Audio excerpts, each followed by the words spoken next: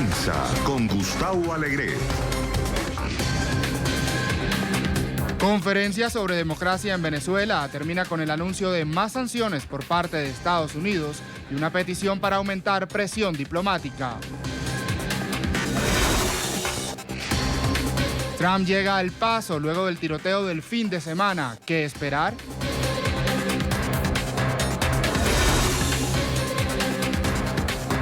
Y Bruselas y Londres se culpan mutuamente por el fracaso en las negociaciones sobre el Brexit. ¿No hay salida? Comienza Club de Prensa desde Washington.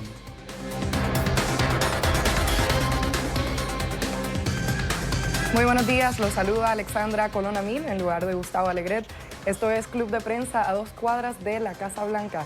Hoy nos acompañan los analistas Mariano de Alba, abogado especialista en relaciones internacionales. Mariano, bienvenido, buenos días. Buenos días, Alexandra, muchas gracias. También con nosotros Paulina Chávez, analista político. Paulina, bienvenida. Gracias, buenos días. Y con nosotros también José López Zamorano, director de noticias de Hispanic Communications. José, bienvenido. Gracias, buenos días. Ayer en Lima, Perú, se reunieron delegados de 50 países, de más de 50 países, y de organismos internacionales como el Banco Interamericano de Desarrollo, la Unión Europea. Esto en ocasión de la Conferencia Internacional para la Democracia en Venezuela. Fue convocada por el Grupo de Lima, que desde 2017 busca una solución a la crisis venezolana. Pero la conferencia estuvo marcada por algunas fricciones. A último minuto, México y Uruguay retiraron su participación de la conferencia a pesar de que la habían confirmado antes. Pepe, ¿qué nos destacas de esta movida de México y de Uruguay?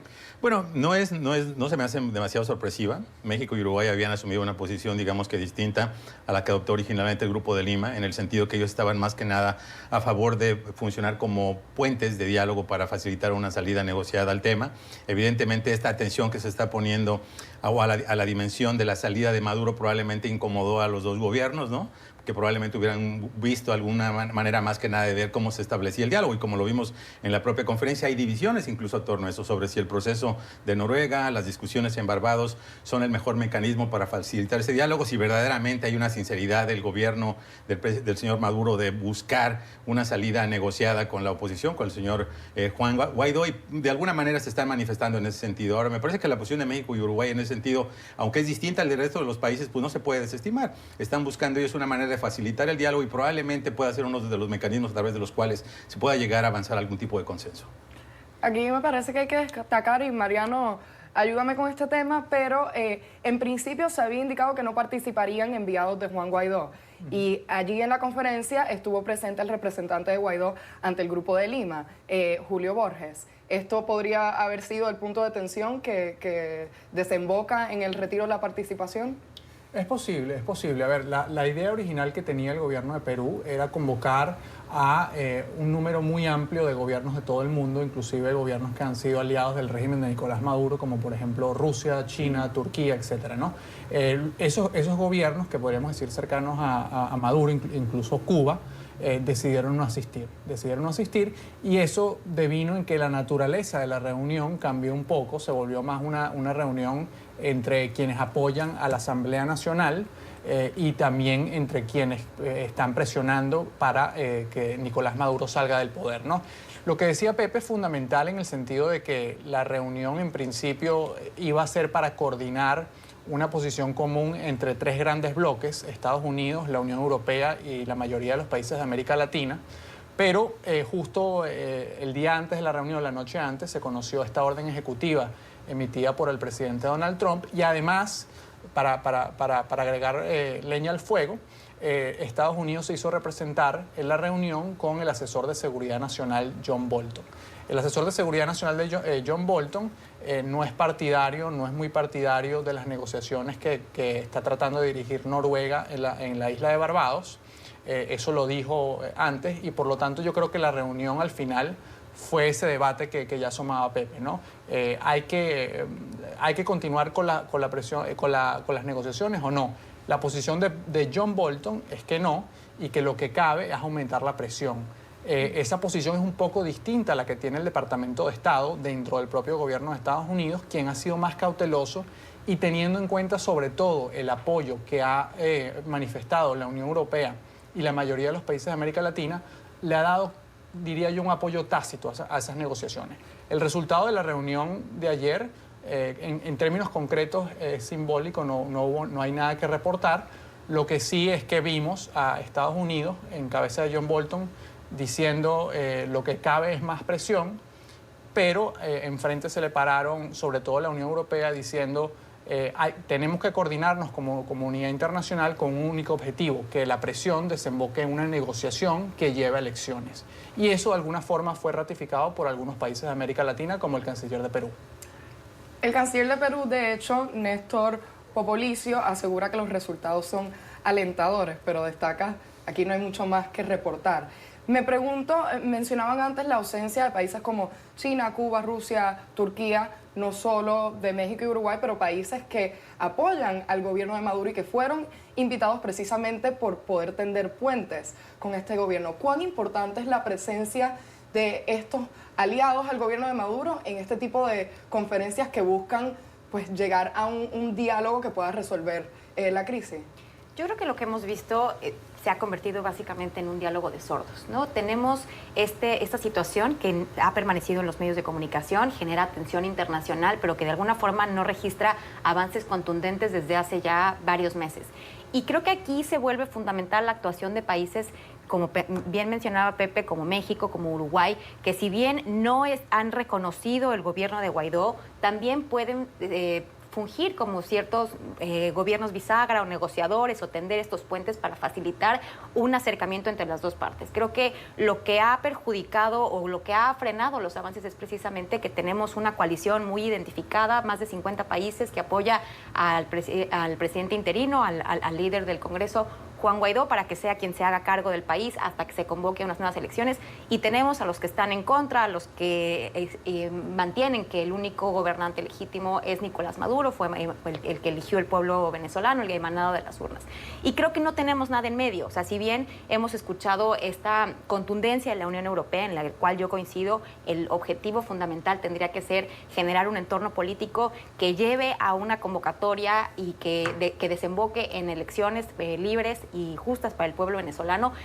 Sí creo que es una oportunidad para que esos otros países que no han expresado una posición tan contundente o tan firme o que han jugado un poco en el medio, pues precisamente den un paso al frente y hagan esta suerte de conciliación para tratar de acercar las posiciones. Exacto, yo coincido. Yo creo que en ese sentido, como decía también Mariano, el hecho de que se haya hecho este anuncio de estas sanciones tan generalizadas para todos los activos de Venezuela en Estados Unidos fue una manera de ponerle una píldora venenosa al proceso, como se suele decir aquí en los Estados Unidos, porque no era el mejor contorno, digamos, para facilitar un diálogo cuando Estados Unidos toma una acción que de al suyo es controvertida. En algunos países, en muchas regiones, hay cuestionamientos sobre la legalidad de la decisión y sobre el impacto real que incluso podría tener. Entonces, cuando ves que hay esta preocupación por Venezuela absolutamente legítima de la comunidad internacional, pero no se está centrando necesariamente en el tema humanitario, en el desabasto médico, en la crisis real que están padeciendo todos los venezolanos, sino en este enfoque político con la llegada de personajes como John Bolton, ¿no? Un halconazo en materia de la situación de Venezuela, obviamente eso complica toda posibilidad de un diálogo. Sí, lo interesante aquí es que las dos posiciones que están de alguna forma encontradas en esa reunión, la de Estados Unidos y la de Europa, vamos a decirlo de esa manera, no son necesariamente excluyentes. Yo creo que hay espacio para que los países aumenten la presión internacional. Coincido con Europa en que tiene que ser de forma mancomunada, de forma acordada, para que sea más efectiva.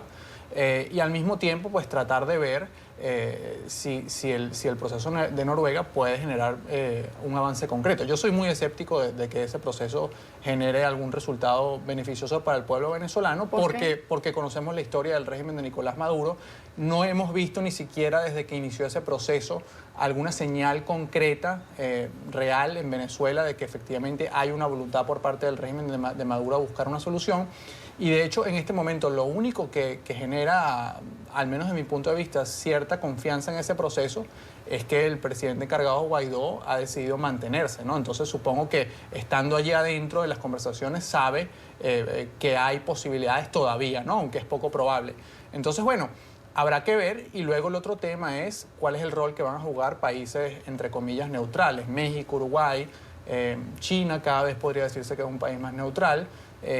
Yo creo que ese es un trabajo diplomático que hay que avanzar y que hay que ir construyendo cada día, pero al día de hoy no pareciera que vayan a querer jugar un rol muy activo en tratar de influenciar sobre la crisis. Y ese escepticismo no es únicamente de Mariano. El propio representante de Guaidó en Washington, Carlos Becho, en una locución que tuvo la semana pasada en el Club Nacional de Prensa, yo le pregunté precisamente eso, cuál era la expectativa real del proceso de Oslo. Dijo, bueno, no tenemos mucha expectativa, francamente, porque hay la realidad de que Maduro ha jugado estas cartas en otras ocasiones, ¿no? La idea de probablemente generar la percepción de que está abierto al diálogo sin llegar a acuerdos concretos o significativos. Entonces, obviamente, ese escepticismo, me parece, permea en otras zonas de la comunidad internacional también. Quiero rescatar algo que mencionaste, Mariano, porque sí es verdad que John Bolton y bueno, la delegación estadounidense en general tomó precedente en esta conferencia, se volvieron un poco los protagonistas, el tema de las sanciones fue el tema de la conferencia,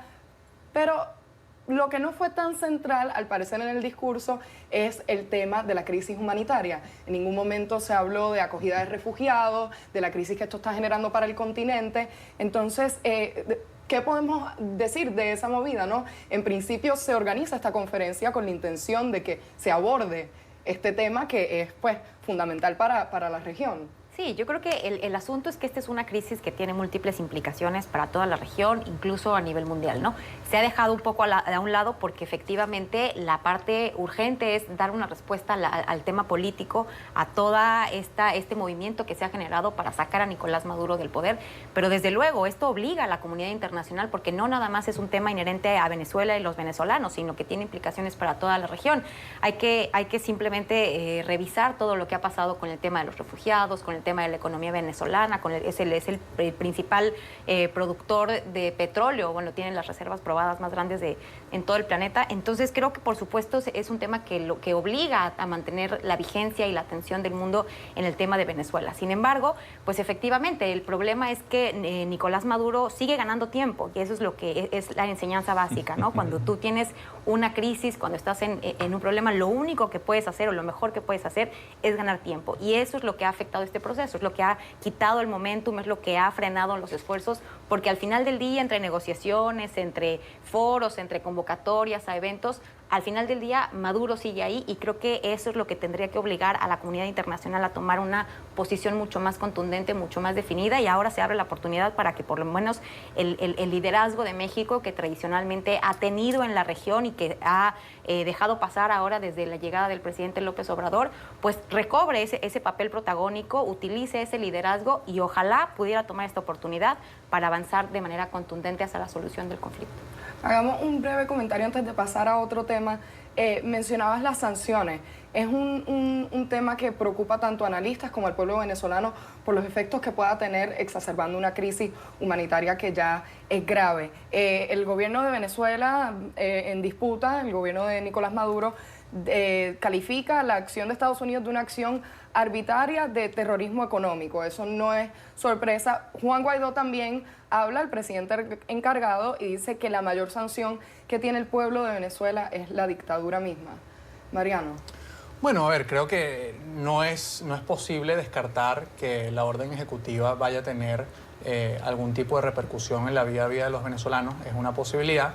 Pero yo creo que cuando uno revisa la orden ejecutiva y sobre todo, muy importante, las 12 licencias vigentes y las 13 licencias nuevas que fueron emitidas con esta orden ejecutiva, que básicamente son autorizaciones de transacciones que si esas licencias no existieran estarían prohibidas por la orden ejecutiva, se da cuenta que el efecto de la orden es mucho más limitado del que uno pensaría y que está diseñada justamente para tratar de disminuir el posible impacto que esto puede tener en la población. ¿Cómo? Estableciendo 3 excepciones generales en el caso de transacciones relacionadas con alimentos, medicinas o equipos médicos y vestimenta.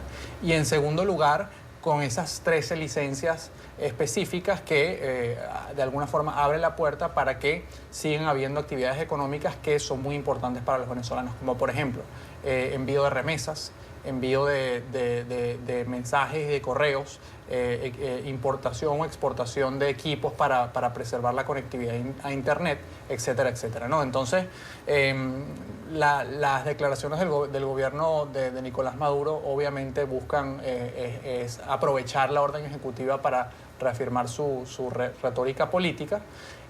Al final, la realidad es que estas sanciones evaluadas globalmente buscan sobre todo presionar a empresas estadounidenses y a empresas extranjeras a que no sigan teniendo relación directa con el gobierno de Nicolás Maduro. Veremos a ver qué pasa, pero vamos a otro tema. Ahora, el presidente estadounidense Donald Trump visita hoy El Paso, Texas y Dayton, Ohio, ciudades que este pasado fin de semana fueron escenario de 2 tiroteos masivos que se cobraron la vida de más de 30 personas. Esto, por supuesto, es protocolario. Es esperado que el jefe de Estado visite zonas afectadas por desastres naturales, por ataques de este tipo. Pero ya la visita de Donald Trump a estas 2 ciudades que aún luchan por enfrentarse a los sucesos del fin de semana está siendo cuestionada, está generando controversia. José, empecemos con El Paso. Varios funcionarios demócratas, así como candidatos a la presidencia, como Beto O'Rourke, han hecho un llamado a Trump a que no se presente allí, que no es bienvenido. Yo creo que trasciende el ámbito de la política. Hemos visto comentarios de residentes, especialmente residentes hispanos de la ciudad, ¿no? Que una de las más seguras de los Estados Unidos, donde hay una clara indignación por el hecho de que el presidente aparezca allí, ¿no? Como sabemos, el presidente nos ha colocado a los hispanos como blanco de esta retórica hostil desde que anunció sus intenciones de buscar la presidencia y ha persistido, ¿no? Y todas las alocuciones donde habla del muro, cuando se refiere a las personas de color, cuando habla de infestaciones, de invasiones, etcétera, están correlacionados con los hispanos, ¿no? El hecho de que 8 de los muertos de El Paso hayan sido mexicanos, ¿no? Y 19 nombres, de hecho, de la lista de los 22 tienen apellidos latinos, habla mucho, ¿no? De la percepción que hay entre la comunidad de lo que consideran que es una responsabilidad también del presidente por sus palabras, ¿no? Sabemos que hay un debate político lógico, mencionaste a Beto O'Rourke, otros aspirantes presidenciales han responsabilizado directamente al presidente, como Cory Booker. La Casa Blanca se ha defendido diciendo que es un absurdo, que se lo puede atribuir, pero los hechos son claros. En los lugares donde el presidente Donald Trump ha hecho apariciones políticas, y donde ha mencionado el tema de las invasiones y las infestaciones, ha aumentado un 266% el reporte de crímenes de odio. Es una realidad si lo comparas con condados donde no ha hecho presencia física.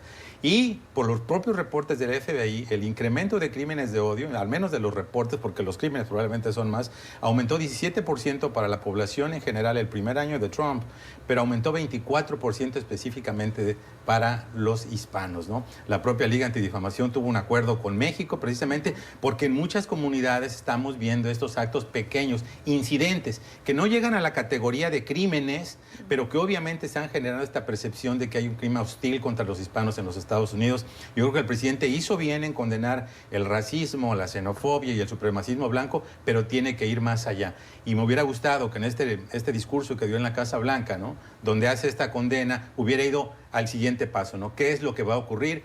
¿Qué va a hacer en términos de una estrategia para combatir ese terrorismo doméstico? El Centro de la Pobreza del Sur nos ha informado este crecimiento exponencial de los grupos supremacistas que se sienten cobijados, envalentonados por esta retórica xenofóbica, nativista del presidente. ¿Qué están haciendo las autoridades para desmantelar esas redes? Todos sabemos dónde están, quiénes son, aparecen en internet, sacan sus manifiestos. Son una verdadera amenaza a la seguridad pública de la población y no los migrantes pobres que están allí en la frontera, ¿no? Que vienen de Centroamérica. Entonces, ¿cuál es esa estrategia? ¿Qué se va a hacer en materia de control de armas de fuego? Hay una iniciativa en el Congreso, ya pasó la Cámara de Representantes, no escuchamos nada del presidente que le pida a Mitch McConnell que la desbloquee. Entonces, hace falta más contenido concreto para que la gente confíe en la sinceridad de las palabras del presidente. Sí, no solo esta medida que ya tuvo aprobación en la Cámara de Representantes, pero el gobernador de Ohio, Mike DeWine, rompe también con la tradición de quienes llevan liderando ese estado por la pasada década, porque hace un llamado a intensificar las medidas para el control de armas en ese estado. Vamos a Ohio. Allí la alcaldesa, que es también del Partido Demócrata, Nan Whaley, también alentó a aquellos que no estuviesen contentos con la visita del presidente Donald Trump a salir a las calles y a expresarlo. Hay quienes acusan de politizar la tragedia a través de este tipo de comentarios. Paulina. Bueno, yo lo que creo es que evidentemente el presidente Trump es un factor de división. O sea, esa es la parte que no es normal en lo que hemos estado viendo en los últimos días y en los últimos años incluso, ¿no? Lo que tú mencionabas es que tradicionalmente, por supuesto, lo que se espera de los líderes es que vayan a estos lugares en donde ocurre una tragedia, algún tiroteo, algún desastre natural, para brindar ese apoyo, para sentir, transmitirle a la población que no están solos, que el gobierno federal está con ellos y hará lo que pueda para ayudarlos. El asunto es que efectivamente hemos visto del presidente Trump toda esta retórica pues prácticamente desde que inició su campaña, desde que bajó las escaleras de la Torre Trump acusando a los mexicanos de violadores, de narcotraficantes, de que solamente mandaban lo peor aquí a los Estados Unidos. No es un factor de división que sin duda está teniendo eco en estos grupos supremacistas, extremistas, y estamos viendo cómo las consecuencias son francamente fatales. Evidentemente se polarizan este tipo de cosas porque hay un discurso político muy marcado de los que están a favor de que hay un mayor control para la venta y la distribución de las armas y quienes están en contra. Evidentemente este tema siempre sale a la luz cuando ocurren este tipo de tragedias que desafortunadamente son cada vez más frecuentes. Así que lo que hemos visto, incluso muchas víctimas se han pronunciado porque está bien que se politice, está bien que se utilice estos argumentos para tratar de sensibilizar a los gobernantes, para tratar de sensibilizar a los legisladores en el sentido de que esta situación es insostenible y no estamos hablando de un problema que no tenga solución, no estamos hablando de algo inevitable, de algo que esté más allá de nuestras capacidades, estamos hablando de un tema que requeriría negociación, requeriría habilidad política para tratar y ponerle un poco de sentido común a este asunto. Yo creo que el presidente Trump, si bien efectivamente no genera este tipo de sentimientos de unión, de cercanía que se esperaría de cualquier líder, yo creo que sí valdría la pena o sí tiene algún tipo de valor que acuda a estos lugares que han sido los escenarios de la tragedia para que vea de primera mano lo que sus palabras, lo que su discurso está ocasionando. Entonces creo que ese es el único valor que le veo. Evidentemente la población se siente agraviada, se siente que no tiene por qué recibir a un presidente que les ha dado la espalda, pero yo creo que sí tiene algún valor y sobre todo para que también se eduque un poco sobre la dinámica de las ciudades fronterizas que él tanto ha demonizado, que siempre ha dicho que hay crimen, que hay violencia, que todo en la frontera es un desastre. Qué bueno que vaya a estas comunidades para que precisamente vea que no es así, que se eduque un poco, que aprenda un poco y que vea sobre todo las consecuencias tan graves que está teniendo su discurso de odio. Mariano, cerramos contigo. Sí, bueno, brevemente creo que Pepe y Paulina ya han dicho mucho. Yo quiero rescatar varias cosas. Es difícil responsabilizar exclusivamente al presidente de Estados Unidos por lo que sucedió. Creo que sería una exageración, un exabrupto. Pero efectivamente coincido con Pepe en que el discurso tiene consecuencias. Y luego de que suceden estas tragedias, no es tan fácil como salir a condenar el racismo. La tolerancia es algo que se construye cada día y en Estados Unidos se ha venido destruyendo por varios años ya. Entonces, ahorita es que estamos viendo las consecuencias. Eso por un lado, ¿no? Lo de la visita efectivamente es algo muy político y que va a quedar como algo simbólico, algo protocolar, como decía Paulina, que hacen todos los presidentes, si no viene acompañado de medidas. Y la verdad es que en ese sentido el pronóstico no es alentador. ¿Por qué? Porque no es la primera tragedia de este tipo que vemos en Estados Unidos y no ha sucedido nada, inclusive con otros gobiernos. Entonces, Paulina tiene mucha razón cuando dice es el momento de una negociación política para tratar de buscar una salida, sobre todo al tema del control de las armas y reforzar la seguridad ciudadana. Eso requiere un acuerdo entre el Partido Demócrata y el Partido Republicano y quizás Donald Trump está en una posición, dado que de alguna forma él es del Partido Republicano, pero desde un punto de vista sui generis, él está en una posición de presionar justamente a su partido a que deben darse medidas concretas. Si no se dan esas medidas concretas, pues va a continuar esta historia trágica. Muy brevemente, el propio presidente se había comprometido después de la tragedia de Florida, de Parkland, a aumentar de 18 a 21 años la edad mínima para comprar armas de fuego. Es absurdo que en este país es más fácil comprar un arma de fuego a los 18 años que una cerveza para la cual tienes que tener 21 años. Si no hay ese liderazgo, y ojo, no es un tema solamente republicano, hay muchos demócratas e independientes que tienen posiciones muy ambiguas porque pertenecen a estados con grandes tradiciones de armas. Es un tema de los dos partidos e involucra a los dos liderazgos. Con ese comentario vamos a hacer una breve pausa. Los dejamos con las imágenes de la llegada del presidente Donald Trump a Dayton, Ohio. Ya volvemos.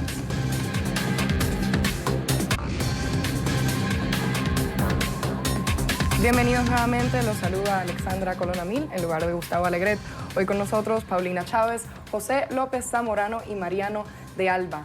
Después de que el presidente estadounidense Donald Trump anunciara nuevos aranceles a productos chinos valorados en $300.000 millones, la divisa china, el yuan, cayó estrepitosamente, desestabilizando los mercados globales. El presidente Donald Trump procedió a denunciar a China de manipular su divisa frente al Fondo Monetario Internacional, cosa que los estadounidenses no hacían desde 1994.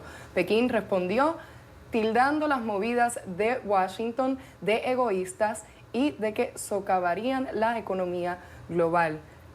Los analistas temen que la guerra comercial que se lleva librando desde hace ya meses entre China y Estados Unidos se convierta en una guerra de divisas. José, ¿qué ha pasado? Porque parecía que iban a recuperarse los mercados por un momento ayer, parece que hoy la cosa vuelve a estar mal. Sí, efectivamente, lo que era una luna de miel inicial con Xi Jinping ahora es una pesadilla para los dos países. Yo creo que el presidente trata de reivindicar este método del garrote que le ha funcionado muy bien con economías de menor tamaño, pero que obviamente no le ha funcionado para nada con el coloso asiático. La inició desde el año pasado, ya debería darse cuenta que estas dos primeras rondas de sanciones que hubieron, las de $250.000 millones, no le dieron ningún beneficio práctico. Por el contrario, hay evidencias empíricas de que el costo agregado que está pagando el consumidor estadounidense por importaciones chinas más caras ya nulificaron todos los ahorros de su recorte de impuestos. Esa es una realidad. Y que los consumidores y sectores más golpeados por las represalias chinas, que ya son de más de $60.000 millones, son precisamente los estados rojos, los estados que votaron por él, los consumidores que necesitan más de importaciones baratas y especialmente el sector agropecuario de Estados Unidos. Prácticamente China ya anunció esta semana que va de comprar productos de estados tan importantes como Iowa.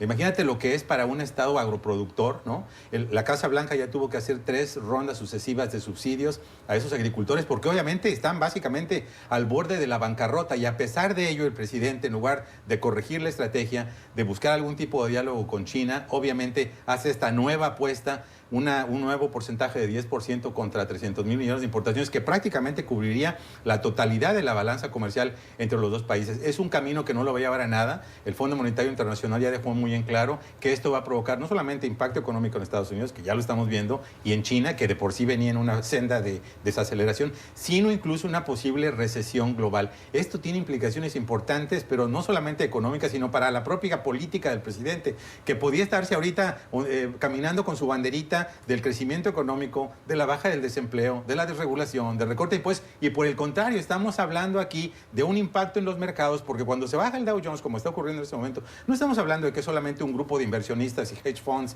que tienen miles de millones de dólares, no. Ahí están los fondos de retiro de los maestros, de los constructores, de muchas personas que les va a impactar específicamente su bolsillo y su retiro. El principal asesor económico de Donald Trump, Larry Kudlow, ha dicho en múltiples ocasiones que el presidente reitera que está dispuesto al diálogo. Esto pareciera que esa solución al conflicto económico entre China y Estados Unidos está cada vez más lejos. ¿Es así, Mariano? Sí, yo creo que sí. A ver, creo que esa declaración específicamente da a entender que, sobre todo teniendo en cuenta la campaña presidencial que ya está empezando en Estados Unidos, el gobierno de Estados Unidos quiere dejar la puerta abierta para que esto de alguna forma no se salga de las manos. Pero cuando uno ve el intercambio de declaraciones que estamos comentando, etcétera, cada vez eso es una posibilidad más creciente y la realidad es que, como decía Pepe, el impacto va a ser muy, muy importante, no solamente para las economías de Estados Unidos y para la economía de China, sino para la economía global. Entonces, y eso obviamente va a repercutir mucho en lo que es la elección presidencial de Estados Unidos. Entonces, escuchando a Pepe, yo pensaba, bueno, qué irónico sería que gracias a la ayuda de Rusia, Donald Trump llegó a la Casa Blanca y ahora gracias quizás a la ayuda de China, que se va a parar, se va a plantar y no se va a dejar pues abusar por Estados Unidos porque tiene el poderío para hacerlo, es posible que los demócratas regresen a la Casa Blanca. Yo creo que es importante revisar los contextos de lo que está pasando en los dos países, ¿no? Porque desafortunadamente, como vemos con demasiada frecuencia, los temas económicos no necesariamente tienen motivaciones económicas. En el caso de China, vemos a un presidente Xi Jinping que igual está batallando para mandar un mensaje de firmeza y de liderazgo ante amenazas externas e internas, ¿no? Vemos que no cesan las protestas por el tema de Hong Kong, vemos que efectivamente hay una desaceleración económica en una economía que pues había estado creciente y pujante durante los últimos años, vemos que se está, digamos, fracturando esta imagen de China como el titán asiático, ¿no? Y vemos por una parte a Donald Trump, que efectivamente pues ya está completamente inmerso en la campaña de 2020, enarbolando este discurso que a él le gusta, con el que él se siente cómodo, de defensa de la economía estadounidense, de defensa de los productores en contra de todos estos países que han abusado de Estados Unidos durante muchos años, ¿no? Él es el que va a venir a cambiar esto, él es el que sí va a defender a todos esos pequeños empresarios estadounidenses. Entonces, a pesar de que en los hechos, como bien mencionaba Pepe, no necesariamente tiene ese efecto, los votantes de Trump les gusta escuchar este discurso, se sienten identificados y aunque piensan que tienen que sufrir un poco las consecuencias, será por un bien mayor posteriormente. Entonces vemos a dos líderes que no tienen incentivos para ceder y para verdaderamente llegar a un acuerdo. El problema es que se pueden llevar la economía del mundo en medio, ¿no? Están estirando la liga, están viendo a ver quién parpadea primero, a ver quién cede primero, y el problema es que al menor error, claro, se puede desacelerar la economía global y tendrá consecuencias muy severas, pero sin duda se ve difícil que puedan encontrar un acuerdo pronto. Los chinos estarán apostando efectivamente a que con sus medidas de presión la economía estadounidense se desacelere para que llegue un demócrata a la Casa Blanca, y Donald Trump esperará pues ganar esta batalla y reelegirse con ese discurso de que la economía está fuerte y él es el que defendió. Vamos a otro tema para que nos dé tiempo a conversar de otro evento que se desarrolla en otra parte del mundo muy importante. Al parecer, el nuevo primer ministro del Reino Unido, Boris Johnson, parece tener pocas intenciones de retomar conversaciones con la Unión Europea para acordar un acuerdo, para llegar a un acuerdo que pacte la salida del Reino Unido de la Unión Europea, el famoso Brexit. O al menos esta fue la impresión que dejó el enviado de Johnson, David Frost, en Bruselas. ¿Querrá decir esto que nos enfrentamos a un Brexit este próximo 31 de octubre sin acuerdo? Muy probablemente. Yo creo que fue muy claro Boris Johnson desde que fue elegido como el primer ministro que su posición era concretar el Brexit, ¿no? Con o sin acuerdo. Ya vimos que la señora Theresa May, pues lamentablemente fracasó estrepitosamente en tratar de vender el acuerdo a su parlamento. No fue una derrota sencilla, fue una derrota así abrumadora, ¿no? De tal manera que no hay ningún incentivo de otro político de inmolarse de la manera que lo hizo la señora May. Fue uno de los temas de la campaña del señor Johnson, fue su posición original. Él viene a llevarla a cabo y yo no veo ningún elemento, tomando en cuenta que también la posición de la Unión Europea ha sido más o menos inflexible, de no ceder en sesiones significativas para Gran Bretaña. No veo yo ningún escenario en el cual él se retracte. Por lo tanto, yo creo que entre este momento y octubre se van a dar los pasos para que sea un aterrizaje forzoso si es necesario, pero no veo ningún escenario en el cual o ceda la Unión Europea o sea Boris Johnson a su deseo de salir de la Unión Europea. Increíble el futuro que le depara a la economía global a finales de este año si esos dos escenarios, el que comentamos ahora entre Estados Unidos y China, se exacerba y además se da el Brexit sin acuerdo, que va a tener un impacto muy importante, principalmente en la economía del Reino Unido, pero también un impacto fundamental en la Unión Europea. Yo también coincido con Pepe, el 31 de octubre ya no se ve tan lejos como se veía hace un par de meses, cuando Theresa May anunció que salía del cargo de primer ministro. Y ahora la Unión Europea está firme, está diciendo podemos aclarar ciertos términos y condiciones del acuerdo existente, pero no está sujeto a renegociación, no lo vamos a modificar. Y al final aquí yo creo que la última palabra la va a tener el Parlamento británico, que va a tener que decidir si de alguna forma asume parte de la responsabilidad del Brexit sin acuerdo o de alguna forma acuerda una salida paralela. Algunos sectores hablan de un nuevo referéndum, cosa que de entrada se ve poco probable, pero pudiese ser que a última hora veamos algo, no sería la primera vez, porque el impacto de un Brexit sin acuerdo va a ser devastador para la economía mundial. A mí lo que me parece muy preocupante es este cambio de discurso y este cambio de la percepción, ¿no? Cuando empezábamos a hablar, de por sí todo el tema del Brexit es francamente alucinante, ¿no? Pero cuando empezábamos a hablar del tema, yo creo que había una gran certeza, o se asumía que la Unión, que el Reino Unido de la Gran Bretaña iba a salir de la Unión Europea con algún tipo de acuerdo. O sea, no sabíamos cuál, pero sabíamos que el universo era inmenso para llevar a cabo una negociación que permitiera que se llevara a cabo de alguna manera con ciertos consensos y con ciertas salvaguardas de cómo se iba a llevar a cabo ese acuerdo.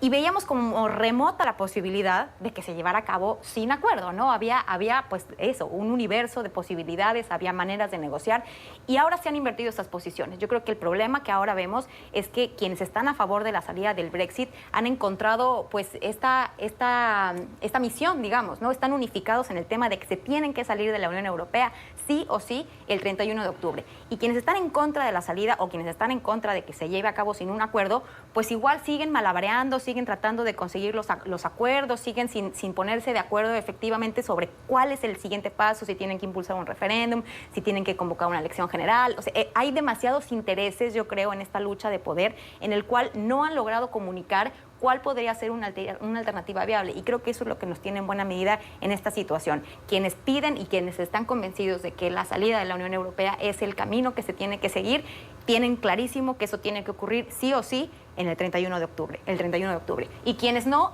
han sido capaces de presentar una alternativa sobre cuál podría ser otra forma de llevar a cabo o de hacer realidad el mandato emanado del referéndum. Aquí hay que resaltar un dato curioso. Para subrayar el hecho de que Boris Johnson, esta parece ser su prioridad, el escenario de un Brexit sin acuerdo, anunció que destinaría alrededor de 120 millones de dólares en campañas publicitarias para preparar a la población del Reino Unido ante el panorama de una salida sin acuerdo, porque esto no solo tendría implicaciones para la comunidad en general, para el mundo, sino también para el Reino Unido, por supuesto. Pero el presidente de la Comisión Europea, Claude Juncker, y el nuevo primer ministro británico, Boris Johnson, se espera que se reúnan a fines de agosto como tarde. Esto va a ser una reunión meramente simbólica porque ya están diciendo básicamente aquí no hay nada que acordar. Bueno, existe la posibilidad de que sí se llegue a algún tipo de entendimiento, ¿no? Es decir, la posición de Boris Johnson es una posición dura, en el sentido de que no va a aceptar cualquier cosa, ¿no? Y eventualmente va a llevar al país a la salida del 31 de octubre. Si es una posición de negociación, ¿no?, que permita de alguna manera lograr una concesión más significativa por parte de la Unión Europea, ojalá sea así. Yo creo que a la comunidad internacional, a la Unión Europea, al Reino Unido de la Gran Bretaña, a todo el mundo, le conviene más que haya un acuerdo, aunque sea un acuerdo imperfecto, que 100 millones de dólares para alguna ayuda psicológica, ¿no?, de lo que te va a provocar. Entonces, ojalá sea un mecanismo de negociación y las dos partes lleguen a algún tipo de entendimiento. Son economías sumamente importantes si se las ves individualmente o de manera combinada. Hay un interés común, ¿no? Tienen un proyecto común, de alguna manera. El hecho de que políticamente se haya vendido esta idea del Brexit por el tema del nacionalismo y el nativismo y la invasión de inmigrantes, etcétera, mucha gente se está dando cuenta que sí, puede que sea una realidad desde un punto de vista cultural, pero hay otras dimensiones económicas de integración del futuro como nación que son probablemente abrumadoras y más importantes, lo cual sugiere que mucha parte de la población, yo te aseguro, que tiene buyer's remorse, ¿no?, remordimiento de compradores, y están pensando, hey, a lo mejor un segundo referéndum no es tan mala idea. Vamos a ver cómo ha evolucionado el pensamiento del público a lo largo de este debate tan público y tan pasional y tan importante para el futuro del país. Entonces, yo no descartaría, yo creo que hay que estar con las mentes abiertas. Sí, pero yo creo que ahí hay que decir dos cosas, ¿no? Primero, que es poco probable que haya una extensión del tiempo de esa fecha del 31 de octubre, porque bueno, ya se ha extendido muchas veces, pero es posible, hay que ver. Y luego de que el 31 de octubre es muy pronto, y recordemos que son 28 países de la Unión Europea que tienen que dar su visto bueno a ese acuerdo, por lo que una renegociación fundamental o radical del acuerdo como está en este momento es muy difícil. Con ese comentario vamos a hacer una breve pausa, los dejamos con más imágenes. Esta vez Donald Trump y su esposa Melania Trump ya en la pista en Ohio. Ya volvemos, no se vayan.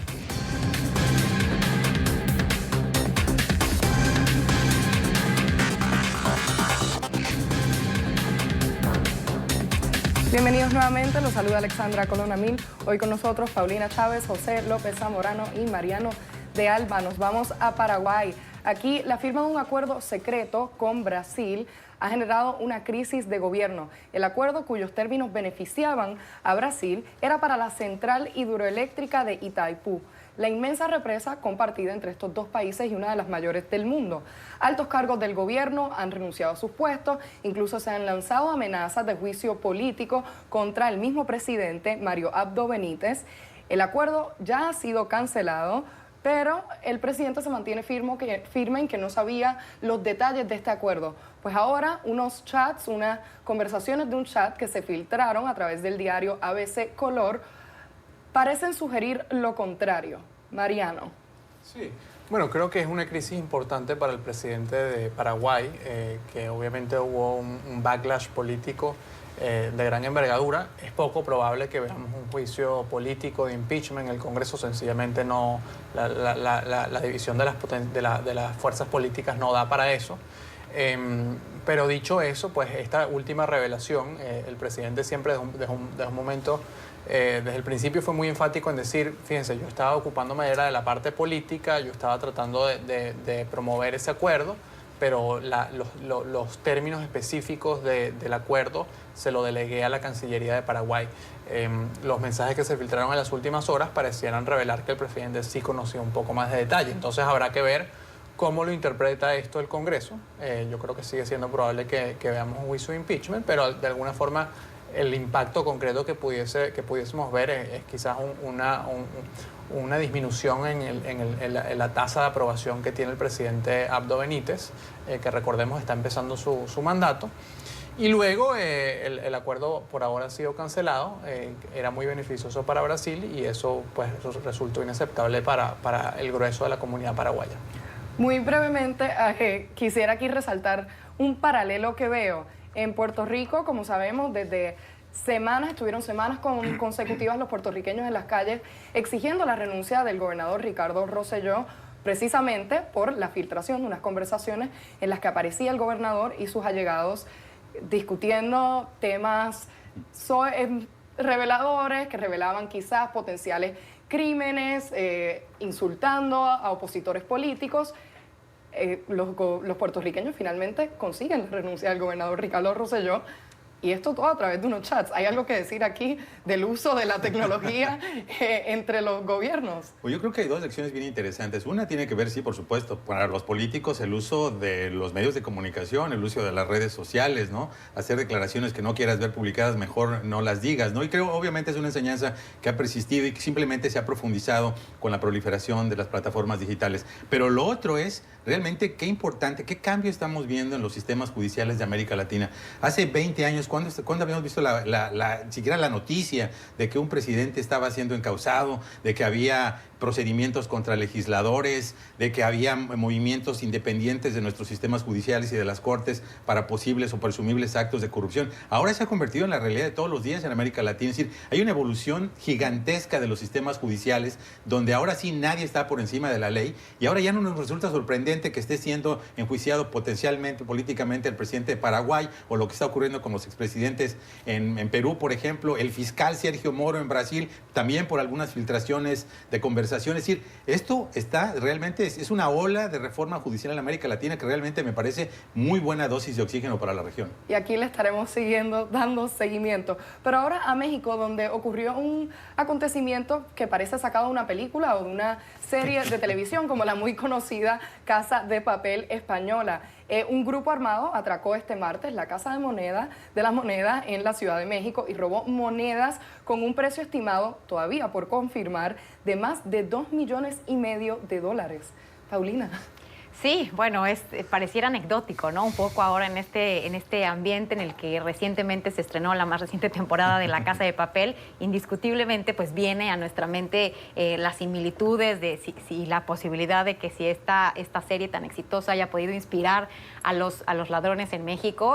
Generó muchísimos comentarios, muchísima polémica en redes sociales el día de ayer, pero yo creo que más bien el tema de fondo, que no tiene nada de cómico ni de anecdótico, yo creo que los niveles de inseguridad seguridad que hemos visto recientemente en la Ciudad de México y en varias zonas del país que se han ido pues a la alza. Francamente, es preocupante esos niveles de violencia, de robo, de crímenes que están a la alza y que creo que sin duda tendrían que acaparar la atención de la jefa de gobierno y de las autoridades de México. No es un asunto aislado, es parte de esta tendencia que hemos visto en los últimos meses. Yo simplemente ayer, cuando estaba revisando la información sobre este tema, revisaba que en la nota del país, el país daba cuenta que también en el edificio en el que tiene sus oficinas allá en México se había llevado a cabo un asalto, había resultado un herido, alguien de un balazo, etcétera. Creo que es algo generalizado. Creo que la gente en México ya con más frecuencia es víctima de algún tipo de crimen, de delito, y creo que eso es lo que tendría que llamar la atención de la ciudadanía, de la gente, más allá de pues esta parte anecdótica que sin duda alguna pues bueno, llama la atención en este contexto del éxito de esta serie. Es muy preocupante que estemos en las primeras planas por nuestra eficacia criminal, ¿no? O sea, consumar un atraco de esa naturaleza en la Casa de la Moneda, en una de las avenidas de México, que es el Paseo de la Reforma, más custodiadas de la ciudad, está junto a la Embajada de los Estados Unidos, que también es uno de los edificios más custodiados, y que entren con esta desfachatez, ¿no? Habla probablemente de que hay algún asunto interno. Creo que ya fueron incluso detenidos 8 funcionarios internos, policías y guardias, porque se me hace increíble que en el lapso de 10 minutos puedas tú robarle esta cantidad de dinero a la Casa de Moneda en México. Pero la otra parte, yo coincido con Paulina en ese sentido, ¿no? Yo viví en la Ciudad de México 30 años, era un oasis de alguna manera de seguridad. Tú te podías sentir tranquilo caminando en cualquier lugar de la Ciudad de México, salvo probablemente alguna que otra colonia de los barrios bravos que ya conocemos, ¿no? Pero te podías sentir tranquilo. Hoy ese sentido de seguridad se terminó. Tú puedes estar en cualquier centro comercial, en cualquier lugar de la ciudad, a cualquier hora del día, y puedes ser víctima de la criminalidad. Entonces, este efecto de la percepción de impunidad hace justamente que la persona que va a cometer un delito sienta que no le importa, porque es improbable. El nivel de impunidad ahorita es de 98%. Entonces, cuando tú sabes que hay solo un 2% de probabilidad de que te detengan, de que seas enjuiciado, de que se lleve a cabo el debido proceso y no salgas por algún tecnicismo, por lo que sea, de que estés en la cárcel, es muy probable que es un incentivo para este tipo de criminalidad. Yo coincido con Paulina, hay que poner cartas en este asunto. Mariano. No, bueno, creo que poco más que agregar. Efectivamente, es un hecho concreto que merece una respuesta, pero una respuesta, volvemos a la primera parte del programa, nada se hace con medidas aisladas. Hay que buscar una política integral que permita que este tipo de hechos que de vez en cuando suceden pues se hagan más improbables. Mira, y yo creo que el deterioro de la seguridad en México es indiscutible, y creo que es un asunto que, como bien señalaba Pepe, ya está afectando a toda la población. O sea, no es algo que se ve únicamente en las noticias, que es algo que se percibe como algo lejano, ¿no? Es algo que ya está cobrando víctimas, y sí creo que es uno de los temas por los cuales se puede romper la cuerda de esta luna de miel del presidente López Obrador, de la jefa de gobierno Claudia Sheinbaum. Ya estamos viendo impactos muy concretos en sus niveles de aprobación, precisamente por la percepción generalizada del incremento en la violencia y en la criminalidad. Entonces creo que es un tema que ya hemos visto algunos esbozos, algunas medidas, la presencia de la Guardia Nacional en ciertas alcaldías de la Ciudad de México, pero que no viene acompañada de una estrategia de fondo, no viene acompañada de algo que nos pudiera dar la señal de que se van a atender los diferentes componentes, como el combate a la corrupción, como el combate a la impunidad, como cómo se va a entrenar a los jueces, a los policías para hacer investigaciones que sí deriven en el procesamiento de los criminales, y no como ahora, que pues salen con mucha facilidad. Sin duda queda mucho por hacer. Vamos a hacer una breve pausa, ya volvemos.